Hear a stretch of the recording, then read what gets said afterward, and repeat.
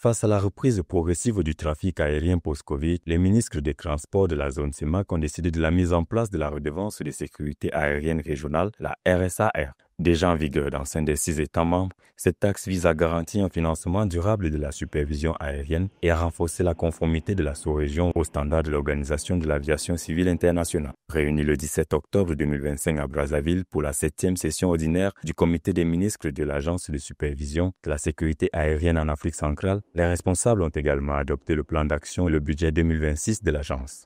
3 principaux facteurs sont utiles et nécessaires pour la réussite de la mise en œuvre de cette redevance. Le premier facteur, c'est la mise en place d'une agence régionale de supervision et de contrôle de l'exécution de la redevance. Ensuite, il faut mettre en place un processus de mise à niveau de tous les opérateurs qui vont travailler dans la rentabilité de cette nouvelle redevance. Et ensuite, il faut une certaine intégration coordonnée pour tous les pays membres de la CEMAC. Principal levier de financement de l'Agence de la sécurité aérienne en Afrique centrale, la redevance de sécurité aérienne régionale s'élève à 1 200 francs CFA pour les billets des vols régionaux et 2 200 francs pour les vols internationaux. L'agence prévoit de couvrir jusqu'à 80% de ses charges de fonctionnement grâce à cette redevance, avec des recettes estimées à plus de 12 milliards d'euros d'ici 2027. Il faudra une certaine coordination, non seulement de l'exécution, mais de la répartition des recettes. Il est dit que les recettes ne feront pas changer de façon drastique les coûts de transport aérien dus à la répercussion de cette taxe sur les compagnies, mais elles vont quand même influer, d'où la nécessité de trouver des palliatifs d'attraction des compagnies pour ne pas renchérir encore plus les destinations vers l'Afrique centrale et obstruer